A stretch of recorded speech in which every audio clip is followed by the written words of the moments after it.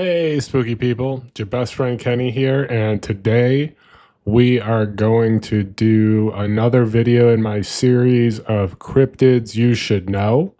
Today we're going to talk about three cryptids: the Wisconsin Hodag, the Einfield Horror, and the Oklahoma Octopus.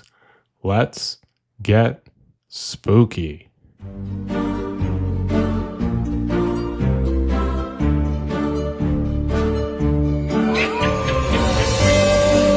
Before we get started, make sure you are subscribed to this channel, The Spooky Lawyer. Make sure that you like and share this video. Just share this video all over social media. Just keep spamming it everywhere. I'm sure people... Wait, no, I'll probably get in trouble for saying you should do that. Don't want to get my channel deleted. Don't actually spam anything. Just share it. Share it with people. The Wisconsin Hodag is a mythical creature that people of Wisconsin have loved for over a century. This guy is said to resemble a large bull-horned carnivore with a row of thick, curved spines down its back. Its origins are debated, but the Hodag is an integral part of Wisconsin's folklore and a symbol of Wisconsin's cultural heritage. The Hodag's origins can be traced back to the late 19th century when lumberjacks in northern Wisconsin would gather around campfires and tell tall tales to entertain and frighten each other. These stories often featured mythical creatures, and the Hodag was one of the most popular. It's believed that these tall tales were likely influenced by Native American folklore. The Hodag was also prominently featured in early Paul Bunyan stories. Remember Paul Bunyan? The earliest known written reference to the Hodag comes from an 1870 history of Kent County, Michigan. However, it was in Rhinelander, Wisconsin, where the Hodag truly took off. Some historians suggest that the Hodag strongly resembles pictographs of the Mishipishu found near Lake Superior. This connection hints at a deeper, potentially ancient root for the Hodag legend, intertwining with the rich Native American traditions of the region. In 1893, Eugene Shepard, who was a well-known land surveyor and prankster, great gig there, dual gig, land surveyor and prankster, claimed to have discovered a Hodag in the woods near Rhinelander. He even produced a photograph of the creature, which showed a fearsome beast with the head of a frog, the grinning face of a giant elephant, thick, short legs with huge claws, the back of a dinosaur, and a long tail with spears at the end. The creature, as described by Shepard, was 7 feet long and 30 inches tall. Shepard's story quickly spread throughout Wisconsin, and the Hodag became a sensation. Shepard's initial Hodag was obviously a hoax. He had created the creature using various animal parts and a bit of ingenuity. However, he wasn't content with simply creating a fake Hodag. In 1896, he claimed to have captured a live Hodag. According to Shepard, he and a group of bear wrestlers, subdued the creature using chloroform placed at the end of a long pole. He then put it on display at the Oneida County Fair. This Hodag was even more elaborate than the first, and it drew huge crowds of curious onlookers. Visitors to the exhibit were told the Hodag only ate white bulldogs, and then only on Sunday. Shepard's Hodag was eventually exposed as a hoax, but it already captured the hearts and minds of the people of Rhinelander, Wisconsin. The town embraced the Hodag as its symbol, and it remained a beloved part of the city's identity ever since. Today, the Hodag is considered more than just a mythical creature. It is a symbol of Rhinelander's history and a source of pride for the community. The Hodag is the mascot of Rhinelander High School, and it lends its name to the numerous businesses and organizations in the area. The city even hosts an annual Hodag Country Festival, which draws thousands of visitors each year. The Hodag has also become a popular subject for artists and craftspeople. There are Hodag statues, paintings, and toys all over Rhinelander. The creature has become featured in children's books such as The Terrible Hodag and The Terrible Hodag and the Animal Catchers. A lot of terrible Hodag content. To further promote the Hodag and engage tourists, Rhinelander has created a Hodag Finder map. This map highlights the locations of various Hodag statues and figures throughout the city, encouraging visitors to explore these unique representations of the legendary creature. In Wisconsin, some Wisconsinites believe the Hodag is a real creature, while others see it as a symbol of the wild and untamed spirit of the Wisconsin Northwoods. Regardless of whoever believes, the Hodag is a fascinating creature that has captured the imaginations of Wisconsinites for generations. One popular Hodag legend claims the Hodag is born from the ashes of cremated oxen. This story supports the Hodag's connection to the logging industry, which was once a major part of the Rhinelander economy. The Hodag's enduring presence in Wisconsin folklore speaks to a deeper need to explain the unknown and find meaning in the world around us. These stories, passed down from Wisconsinite to Wisconsinite, serve to connect people to their Wisconsin history and create a shared sense of identity and belonging. The Hodag, with its unique blend of fearsome and fantastical elements, embodies the spirit of northern Wisconsin. According to folklore, the Hodag is a nocturnal creature that prefers to live in wooded areas near water. It is said to be a skilled swimmer and climber and is known for its ferocious appetite. The Hodag is said to eat a variety of animals, including fish, water snakes, and, as previously mentioned, white bulldogs. While the Hodag is a mythical creature, there have been efforts to assess its conservation status using scientific methods. One study used cartographic analysis to identify the Hodag's most suitable habitat in Wisconsin. The most suitable area for the Hodag contains a high density of forested areas, a low density of human population, and access to clean water. That sounds like all I need, honestly. The Hodag has had a positive impact on the economy of Rhinelander and the surrounding area in Wisconsin. The Hodag is a popular tourist attraction. The creature drives the creation of merchandise. There are events celebrating the Hodag and local businesses that are named after or otherwise exhibit the Hodag. Regardless of whether you believe in the Hodag as an actual creature or not, the Hodag is definitely real insofar as you can see it as an integral part of Wisconsin's folklore and a symbol of Wisconsin's cultural heritage. Personally, I like the Hodag. I think he seems like a pretty cool guy. I'd hang out with him. The Einfield Horror. The Einfield Horror is from the small town of Enfield, Illinois. Enfield is located in White County, Illinois, an area sometimes referred to as the Devil's Kitchen. This name originates from the Native Americans and early settlers in the area, describing the region known for strange occurrences, unexplained lights, apparitions, and unsettling phenomena. It was in this atmosphere of the unexplained that a string of bizarre encounters with a creature dubbed the Einfield Horror occurred and shocked the community and captivated the attention of the nation. While the creature remains unidentified, the Einfield Horror incident provides a glimpse into the world of cryptozoology and the enduring power of eyewitness accounts. The first reported encounter with the Einfield Horror occurred on the night of April 25, 1973. Henry McDaniel, a resident of Einfield, heard a scratching sound at his front door. He initially thought it might be a bear, so he grabbed his pistol and a flashlight, and he went outside. What he saw was not a bear, but a creature unlike anything he had ever seen. McDaniel described the creature as approximately 4.5 to 5 feet tall with grayish skin and large red eyes that he likened to flashlights. It had a short body, 2 small arms protruding from its chest, and 3 legs, one of which was smaller than the others. He later added that its body was almost like a human body. Startled and scared, McDaniel fired 4 shots at the creature. He was certain he hit it with the first shot, but instead of following, the creature simply hissed at him like a wildcat, and then it fled into the night. Fair, it was probably pretty mad. Got shot. The investigators who arrived at the scene found tracks that resembled those of a dog, but with 6 toe pads. 2 of the tracks measured 4 inches across, while the third was slightly smaller. Shortly after McDaniel's encounter, a 10-year-old neighbor, Greg Garrett, claimed to have been attacked by the same creature. He reported that the creature had stepped on his feet, tearing his tennis shoes. However, Garrett later admitted that his story was a hoax. Despite the sheriff's skepticism, McDaniel remained adamant about his sighting.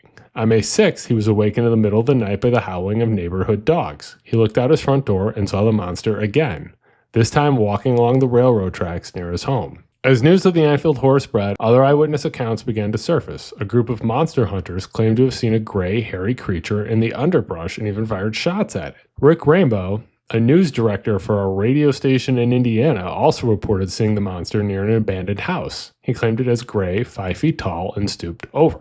The Einfield Horror has been seen, or similar creatures have been seen throughout the Midwest around this time as well. Lauren Coleman, a cryptozoologist who investigated the Einfield Horror case, noted a surge in similar sightings in the region before, during, and after the Einfield events.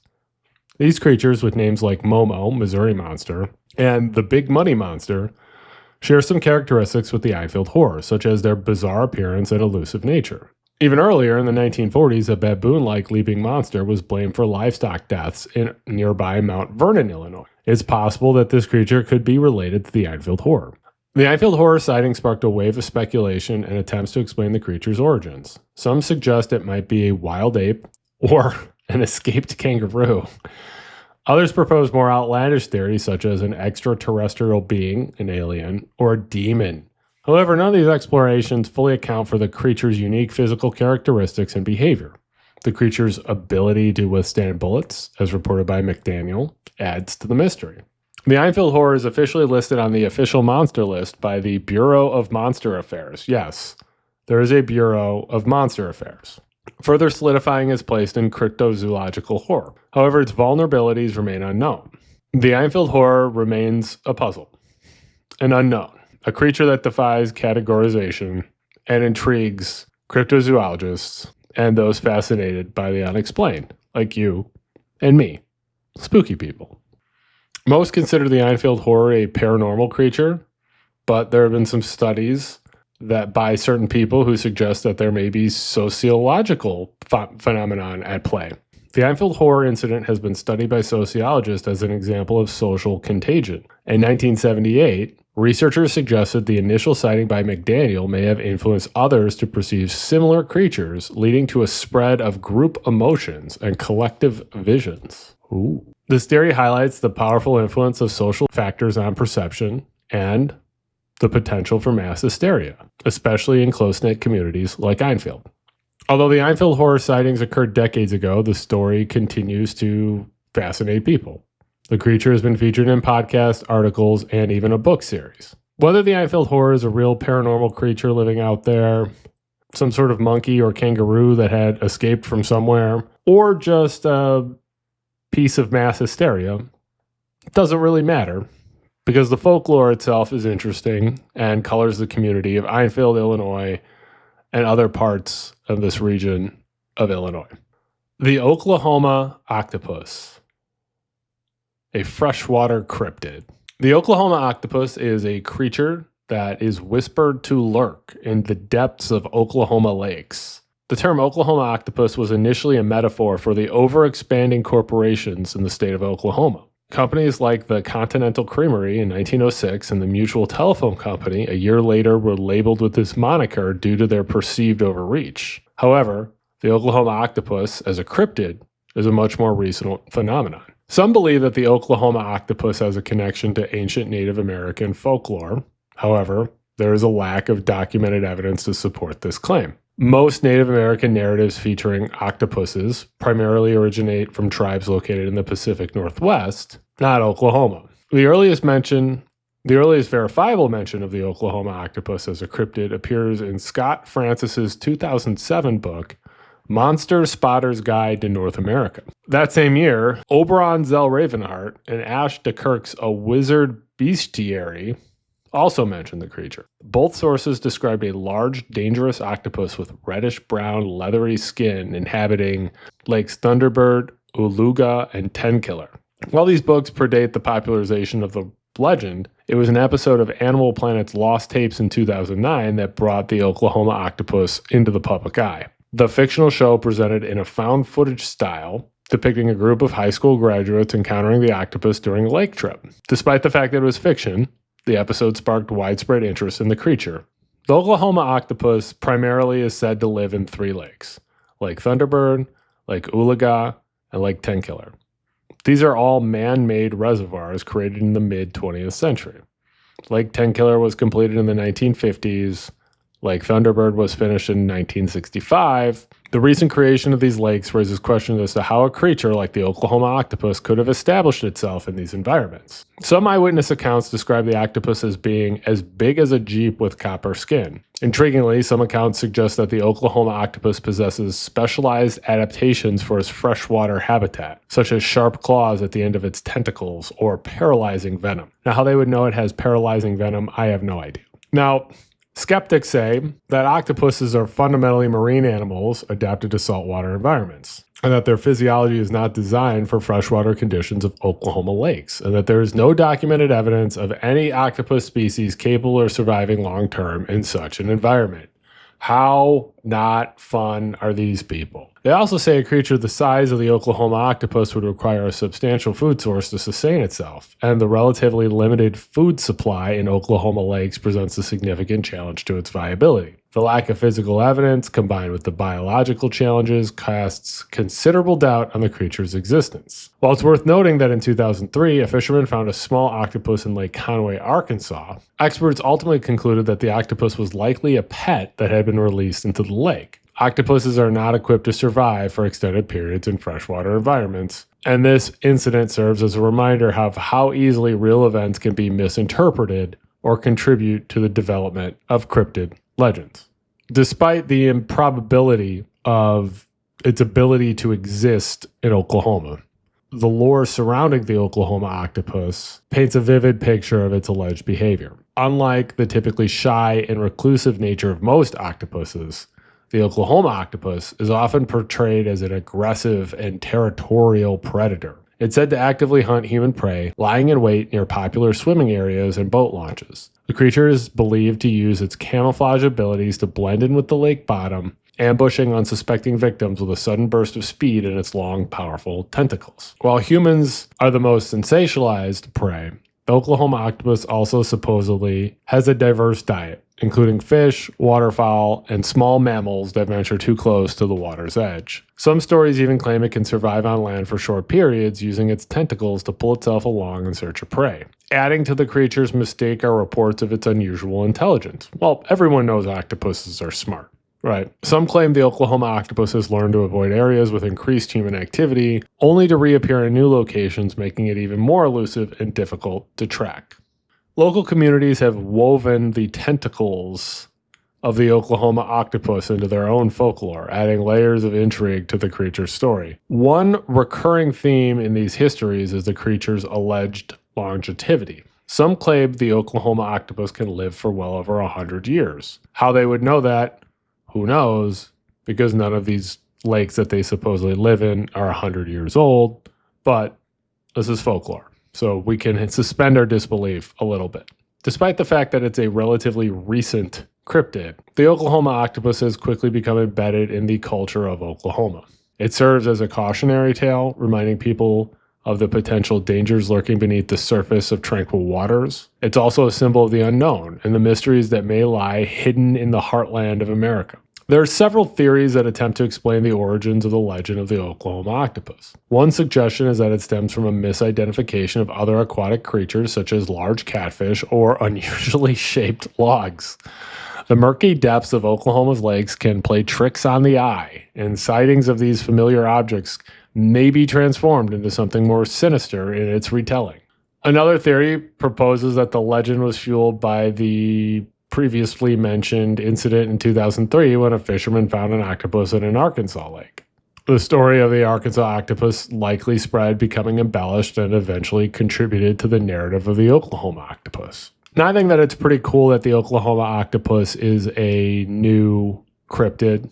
And, you know, as someone who loves, well, I like eating octopus, so eating a large octopus like this sounds delicious if someone were to catch it. But it's interesting, though, in the fact that cryptids are still creeping up in our storytelling and in our stories. And not all cryptids are ancient cryptids that have been passed down from generation to generation. Some are new. And it's particularly fascinating to me that, you know, despite the fact that this cryptid is relatively new, the community has embraced it, and it has become a big part of these areas in Oklahoma. Make sure that you're subscribed to this channel, The Spooky Lawyer. Make sure that you like this video. Comment if you have any thoughts on the Wisconsin Hodag, the Einfield Horror, or the Oklahoma Octopus. Share this video, please. Make sure you're following me on Blue Sky and TikTok if TikTok is still around when you watch this video. Follow me on Twitter too, please. My username is akbruce. If there are any cryptids you would like me to research, please send me an email at thespookylawyer@gmail.com. Or any spooky stories, actually. If there are any spooky, disturbing stories you would like me to look into, send me an email. Again, my email address is thespookylawyer@gmail.com. I appreciate your support. I appreciate you watching my video. It means a lot to me. And please stay spooky.